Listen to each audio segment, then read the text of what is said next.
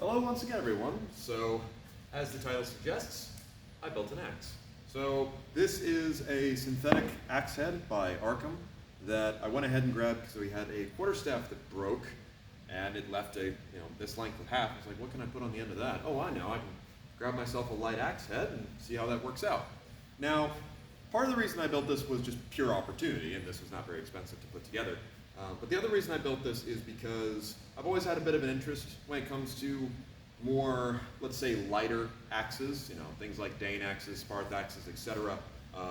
And that always sort of intrigued me. The only downside of that being, one, availability, because as near as I know, no one makes necessarily just dedicated trainers like this outside of a couple people. And then two, historicity. So in regards to training this or using it, something that you have to acknowledge very early on is the fact that you are going to be doing a lot of anachronisms, right? There are not really any sources on how this was used from the majority of places that they're famous from. So we don't have any manuals on Dane Axe, we don't have any manuals on Axe. We do have a manual on a little bit of Fokos, I think that's how you say it. Basically a Hungarian shepherd's axe. It's about the same sort of length, sometimes a little bit longer. So which I have been kind of diving into out of one of my newer books, which that's been quite intriguing actually. But beyond that, there really isn't a ton to go off of. So why build this apart from, fun? Well, I wanted one to have a lighter trainer for just, in general melee-ish stuff. We know that weapons like this were still used in combination with other things, especially amongst lower class soldiers. But two is also because it provides an interesting challenge.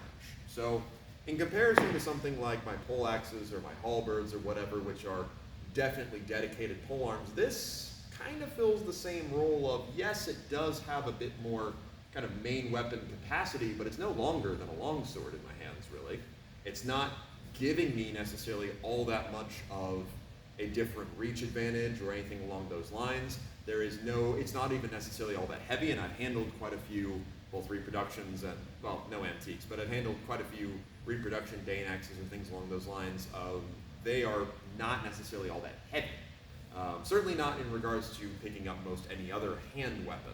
So what this leaves you with is kind of this interesting gray area where you get some decent offensive capability, not a lot in regards to defensive, and really this requires you to be a lot more active, I find. So far, the only practice that I've done with it is I have done 2 instances of sparring, I've done a couple step drills, and then some just general drill work. Now, in regards to what I'm finding for how it's sort of flowing / working, is for the most part, works best if I keep a slightly longer than standard longsword grip, and I utilize mainly from my left side, as that tends to blend into most of my good polearm work.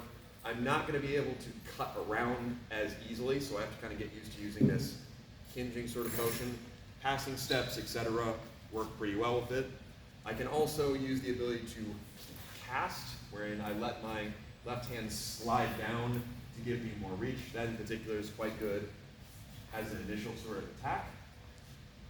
Plus I can, of course, employ it in the haft here and there, but for the most part I'm trying to avoid that, as so far at least I've only ever gone up against longsword people, which means that if I get caught fighting with this, I'm fighting with a very, very tiny weapon. So I've mostly been sticking out here, and if a strike comes in, I try to use a deflective parry against it instead of anything arresting.